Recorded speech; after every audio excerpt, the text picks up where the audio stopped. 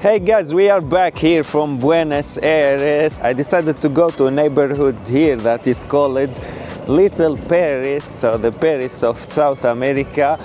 It will be crazy. We will try to compare both neighborhoods here in South America and Paris like we usually do. No script for this video, I just took a guided tour, so we will follow the guide and see what's the story behind this Little Paris. Stay tuned.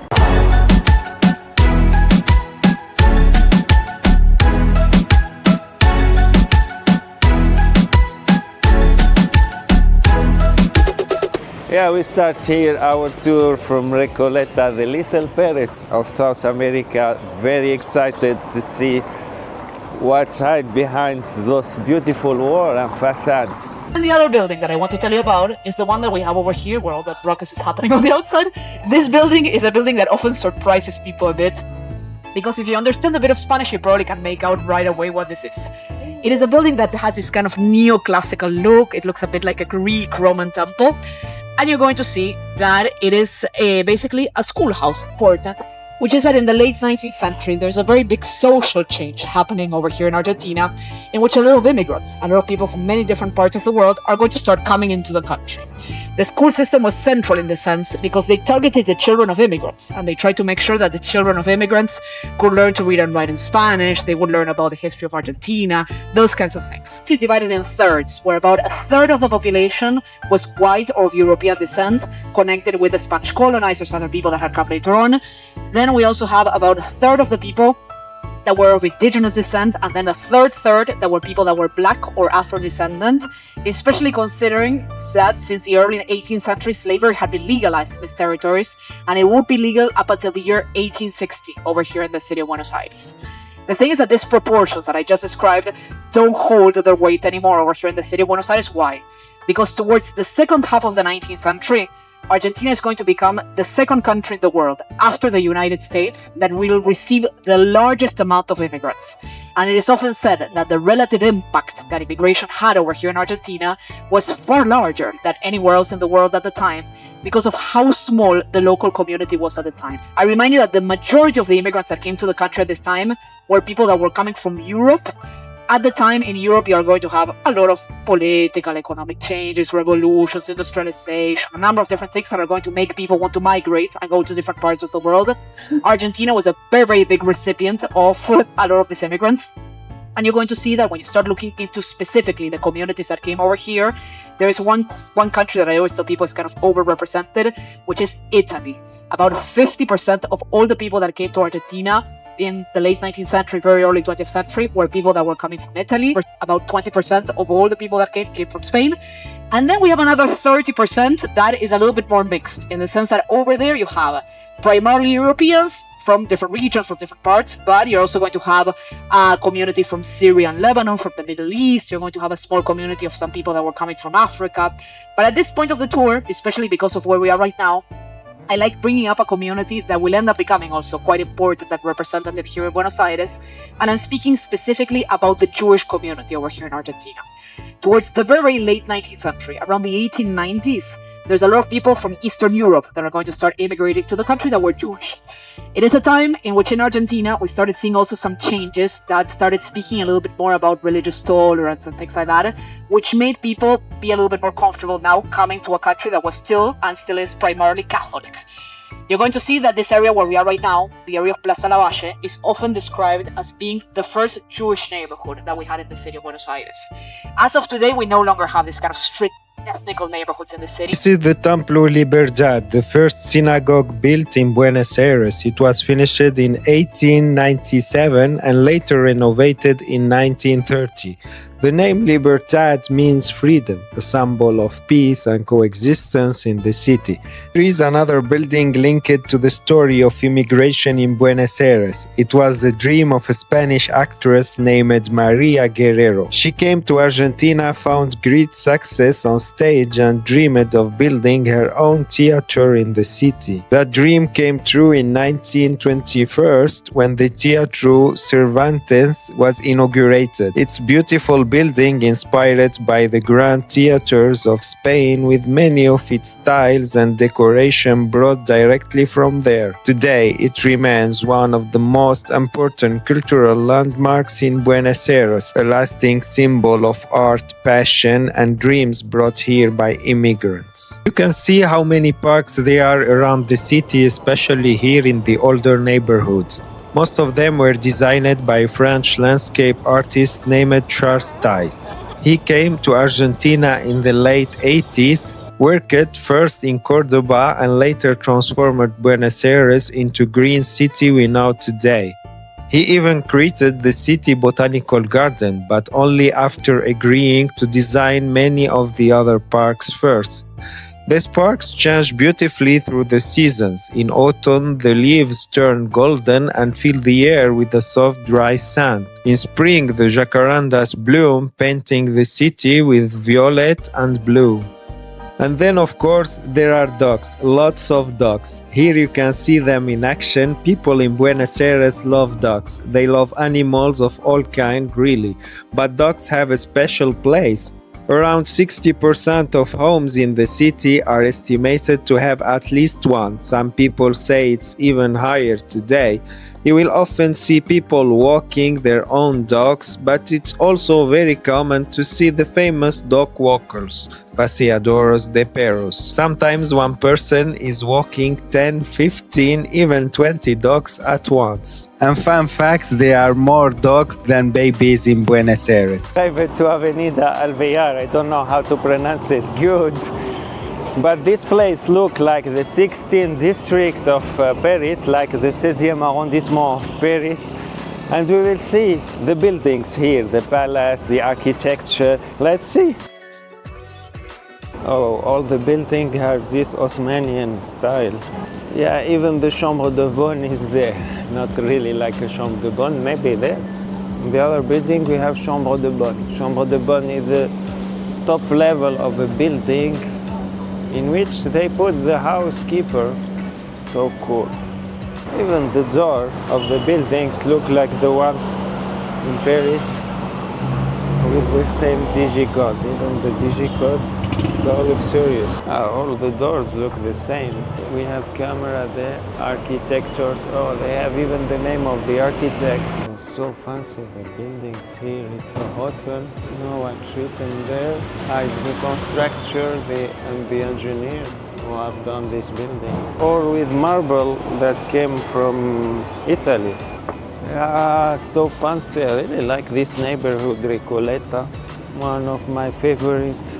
How much it costs the rent or an apartment in this neighborhood? It's very, very beautiful. All the wealthy people live in this place. Saying édition privée, the ultimate luxury experience. Yeah, a lot of luxury stores also in this place.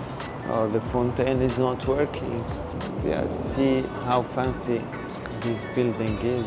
Like the palace or the luxury store in Paris. Luxurious brand here also. Now we are reaching the part of the tour where you will start to see more of these grand buildings around us. In Buenos Aires, we often call them palacios or palaces, and you can probably guess why. They look royal, large, and very impressive. There are many of them across the city. In the late 80s and early 90s, Buenos Aires became one of the richest cities in the world. Wealthy families wanted homes that showed their success, so they built beautiful residences, many inspired by French architecture. Most of these palaces are found in the north of the city, in neighborhoods like Retiro and Recoleta. If you go further north, you will still find some of them standing proudly today. The building we see here was built in 1906 by the Anchorena family, one of the most powerful families of the time. Today it's known as the Palacio San Martín, and it belongs to the Argentine Ministry of Foreign Affairs. It's used mainly for official reception, diplomatic meetings, and cultural events. Architecturally, it's still stunning, a mix of French Beaux-Arts style and Argentine pride, with marble staircases, chandeliers, and murals by European artists. Yeah, this building looks really like Palais Galliera that we have been before, or also like Palais Garnier, the opera of Paris, really so close in the architecture. Corina Kavanagh, a rich woman with Irish blood, fell in love with Aaron Anchorena, heir of one of Argentina's grandest family. But his family refused the match. She wasn't one of them. So Corina took her heartbreak and turned it into steel. In 1936, she built the Kavanagh building, the tallest skyscraper in South America at the time, and she placed it right here, perfectly blocking the view of the church owned by the Anchorena family across the street. Some say it was a revenge, others say it was love turned into architecture. Either way, it's still one of Buenos Aires' most beautiful stories and one of its most iconic buildings. The Palacio Paz was once the largest private residence in Argentina, an entire city block of marble and mirrors. People joked it was a palace for a man who wanted to be king. Built for José C. Paz, founder of La Prensa, it was designed by Parisian architect Louis Sortes in pure French Beaux-Arts style. Inside the grand ballroom, lined with gold and mirrors, could rival Versailles itself. Today the palace belongs to the Circulo Militar, but it often returns to the spotlight, used as a film set for movies and series that need a touch of Paris in Buenos Aires. Like we said, this place has many embassies, and this one is the embassy of Brazil. It was built between 1970 and 1990, inspired by a mansion in Paris called the Jacquemart-André Museum. Inside and out, it was designed to look almost the same, just slightly smaller to fit the Buenos Aires block. Another piece of Paris that found a home in Buenos Aires. I really like all these details. Even the door is a masterpiece in this place. Oh, we are in front of the Brazilian embassy, and I see this street art of Pelé. It's really cool. This street art is a poster. I don't know if they give them the permission to do that. It's really cool. Also, the place is so strategic. Who knows this guy? Don't know him. I want also a kiss from Pelé. Yeah, guys, since I'm Parisian, I decided to go directly and see this museum of Jacquemart-André to see that it really looks like the one that we have seen in Argentina, Buenos Aires. So yeah, it's just in front of me, and it looks quite similar actually, but the stone color is different. Here is more yellow, in Buenos Aires was more white, and also this one is wider than the one in Buenos Aires. Guys, which version you like, the original in Paris or the copy in Buenos Aires? Tell us. Let's cross the street and try to enter and discover it from inside. It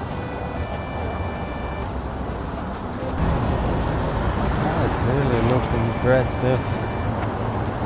Yeah, there is long queue. Starting from here, we have to wait 2 hours. Too much. Guys, tell us in the comment section if you want us to visit that. We will do a separate video and we will come back to this place. This palace was built for the Fernández Anchorena family, but they never lived there. On their way back from Europe, a storm scared them so much they decided to stay in France and sold the house. The new owner, Adelia de Olmos, was a deeply religious woman. When she died, she left the palace to the Vatican. Next to it, you can see the building with the red roofs and the triangular top. It was built in 1930 by a French family named Duhau. While many old palaces disappeared, this one survived. The family lived here until the 90s, when it was sold to Park Hyatt Hotels. After major restoration, it reopened in 2006 as a luxury hotel. It's one of the most elegant places to stay in Buenos Aires, and thankfully much of its original French design is still preserved. And of course, we keep the best at the end. It's the French embassy. This one was built in 1912 for the Ortiz Basualdo family, and since 1939 it's been home to the French embassy. You will notice there is no other buildings close by. That's because when the city built Avenida 9 de Julio, everything around it was demolished. The French government refused to move. They fought to keep their place standing. Thanks to that, this beautiful Beaux-Arts mansion survived. Today, it's a national historic monument and a proud little corner of France in Buenos Aires. Of course, it's my favorite one. Yeah, I don't know, it's an exposition about ice. Very beautiful, the picture. Yeah, it's the building from the outside. This is the monument to General José de San Martín. He's Argentinian. He was born in 1778. San Martín led the armies that won independence for Argentina, Chile, and Peru. It was actually Chile that first decided to build a statue for San Martín. But when Argentina heard about it, they wanted one too and asked the same French sculptor, Louis-Joseph Domas, to make another. So instead of starting from scratch, the artist simply made 2 copies of the same statue. That's why people joke that Buenos Aires got its monument the lazy way. In 1909, the monument was made taller and surrounded by dramatic bronze figures of San Martín army, all in that elegant French Beaux-Arts style. It remains one of Buenos Aires' proudest symbols of freedom with a little French touch in its history. It's a beautiful monument, but some say it lost a bit of its charm because of the metal fence now around it. The city added the fence in 2020 during the pandemic. At that time, Buenos Aires was quiet and the economy was in trouble. With no one in the streets, some people started stealing bronze pieces from public monuments. To protect this one, the city decided to close it off with the fence. What do you think, guys? It looks ugly or no? This is the Recoleta statue. It shows a man carrying branches, a humble worker from long ago. He reminds us of the time when Recoleta was just farms and gardens on the edge of Buenos Aires.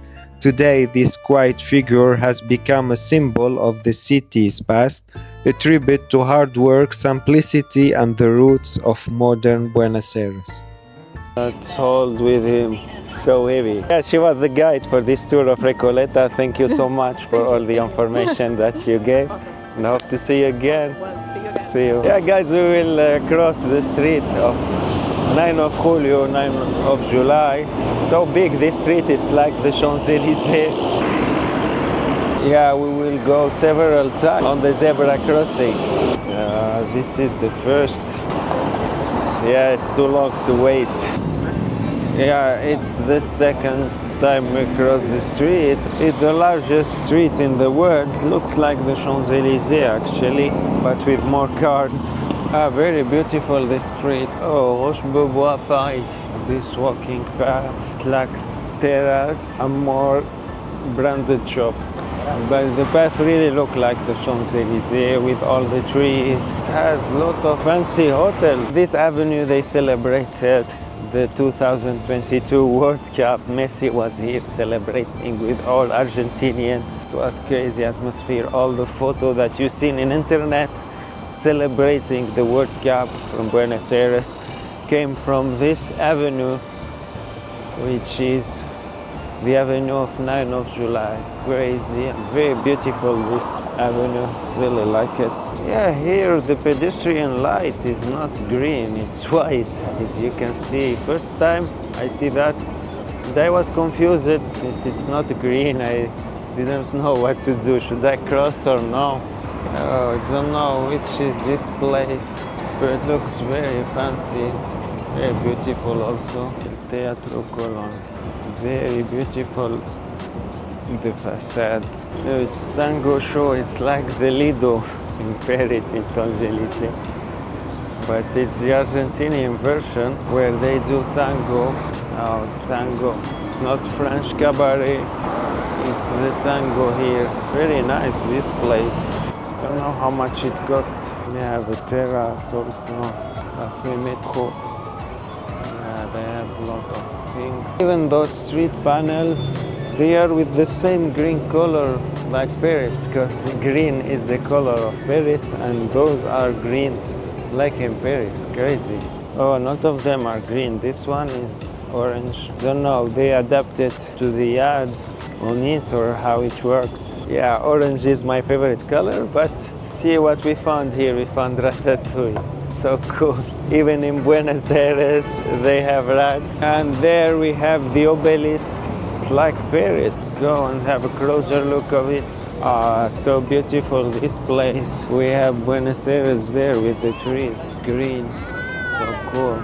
You have this plaza, this square, very beautiful. Just in top of us, we see the obelisk. In Paris, they have this obelisk in Concorde. It was gifted by Egyptian. It was in the Luxor temple of Ramses II. They brought it to France to thank them because they helped them to preserve the mummy of Ramses II. And here we have another obelisk. I don't know who gifted that obelisk, but it's really, really cool. Also, it's bigger than the one in Paris. I think it's twice the size of the one of Paris. The one in Paris, it's gray with gold. This one is totally white, and it's so high. I really like the obelisk of Paris, but this one also is so good. It's competing to the one of Paris. Guys, tell us what do you think about this white obelisk, like my teeth. Yeah, I feel hungry. Let's eat something. Here, when it become red for pedestrian, there is a countdown saying how much seconds left until it will become red, totally red. See here? Oh, here they have some croissant. Let's enter and try. Yeah, let's sit in this terrace and eat croissant. So I bought croissant here. They call it media luna, but they don't have it natural with butter. They have it only dulce, they have it sweet. The first time I tried sweet, let's try it. It's smaller than the one that we used to know in Paris. Really smaller, but it's so good. But I like the natural version. Okay, since we are in Buenos Aires, I wanted to try their traditional pastry. It's like the croissant in French, but this one, very Argentinian, we call it alfajor. I asked him to give me the most classical one, so let's open it and see it. Yeah, it's with white chocolate, he told me. Yeah. With the most traditional one. I tried one in the hostel, which was vegan. This one looks like traditional. Let's try it first time.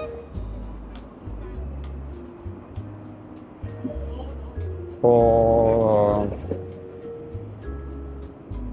so good. I really like it.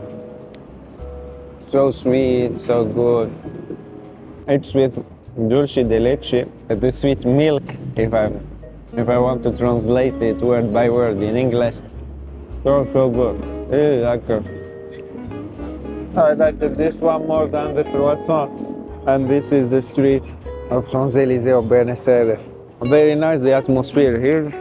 It's cold like Paris, but with the sun in bonus. In Paris it's just cold and gray. Here it's cold, but you have sun. And that's really cool. As you can see, there is sun. Yeah, to stay with the same theme than the video, I decided to take Buenos Aires Metro. So yeah, let's go down and see how it works. First time I will take the metro. Yeah, it's the entrance. Don't know which line and how it works. Oh, it's really clean, the metro station. Nothing to see with the one we have in Paris. Even have galleries inside. Oh, I wasn't expecting that at all. I thought that we will just take the metro and go. There is a whole galleries inside, a whole city underneath the city. Oh, it's really like a maze here, but impressive how clean the station is. You have this window shop, mosaic style, so cool. Yeah, in this round, Buenos Aires win Paris because the metro stations are really clean. Here you have even some street artists.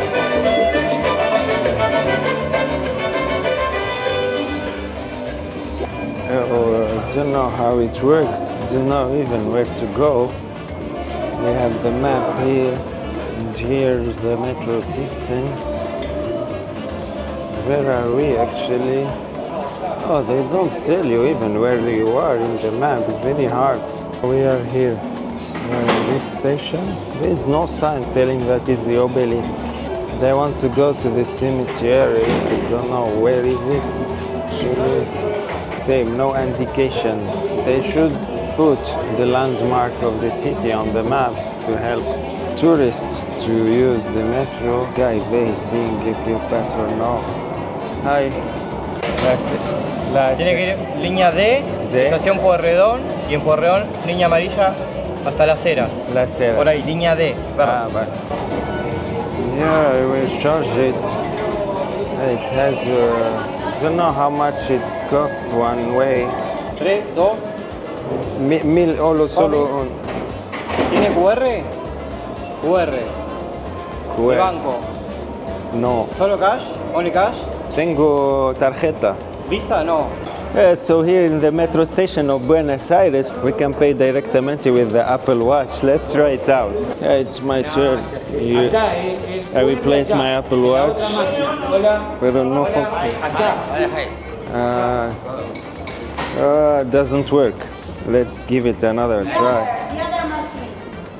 Why this one doesn't work? ¿Por qué no funciona? Allá, aquí, no, allá, mirá. Vení. Sí. Esa máquina. Estos. ¿Eso? Claro. Ah, bueno. Yeah, it works. For this, Buenos Aires win more points than Paris because you can pay with the Apple Watch. It's crazy. In Paris, still we don't have that. Wow, we are late in the technology. We are waiting for the next metro. Yeah, let's chance to the line H. Oh, they have street art here. This is a famous street art style from Buenos Aires. Even have toilets. Usually it's closed, but this one is open. The water is still floating. Crazy. Yeah, in this point it's better than Paris. Here they have a toilet inside of the station. In Paris they have in some stations like Gare de Lyon, mainly train station, they have bathroom, but not in all stations. It's crazy that they have a bathroom here in the metro station. ¿Qué es eso? Hola. Rellena de jamón y queso. ¿Con qué el dentro? Jamón y queso. Jamón. Ah, queso. Let's sit. Próxima estación. So it's the metro here. Everyone left in this station. Yeah, I think there is a lot of similarity between this cemetery and the Père Lachaise cemetery of Paris. The architecture of the cemetery was inspired by the cemetery of Père Lachaise. There is a lot of celebrity inside of it, like the one in Père Lachaise, but also there is Evita, which her story is really similar to Dalida. She died young. Oh, I saw this coffee, it's really cool. I want to go and take a coffee maybe here. Let's go inside. It's really cool. I like it. Let's take a seat. I feel very tired of walking the whole day. So cool, the decoration. Oh, let's see what they have. They have coffees. Oh, they have mate. I will try this mate. Oh, they have coffee of Paris. Iced coffee, whiskey, vanilla, cream, tea, Maria. I didn't know that Café de Paris contained whiskey. Café Parisian. It's so expensive, the prices here. 20 euro for a tea. No, not 20, but yeah, 17, I think, or 15 euro for a tea. Wow, the mate just came. Never tried before. It looks like that. Here we have the hot water. Here we have the mata, how it works. Oh, here they say how it makes. Yeah, let's try to do it. First time I will do that. Yeah, let's open this. We have 2 sugar here. We have 1 syrup. Here we have the mat. And I need to shake it like that. I will ask him The waiter came and was laughing on me because I was doing like that. Maybe como. He's laughing at me because I don't know how to do it. He will show us how to do this. Okay, you put the straw inside. Fria. Okay. You put water, cold water. Azúcar. Azúcar. No. No caliente?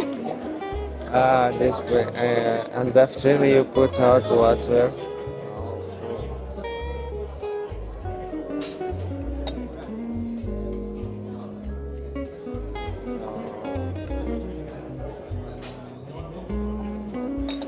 It's ready? Oh, cool. Gracias. Yeah, it's ready now. I'm curious to try it. First time I see mata like that. It's look very hot. Let's try it. Oh. It's too amargo, too bitter. Maybe I should add some sugar on it. Oh, if it works like that. I should have added that before, I think. No, it's too late. Like it more with the sugar. It's easier to drink with the sugar. That's it, guys. It was crazy, this video. We went to Recoleta. I started my journey at 11 a.m. here. I finished it at almost 6. It was amazing this day in Recoleta. I felt like I was in home, like I was in Paris. The architecture, the ambience, the vibe. People are so cool that I met during this tour. And the food also was really good. The mata, to finish that. If you have the chance to go to Paris, I suggest you to watch our video to know the best neighborhood and the best thing to visit Paris. We have this video that we have done in which we show you how to visit Paris in just 2 hours using bus transport. I will leave you now, let you watch this video and see you in another video here from Buenos Aires or from Paris.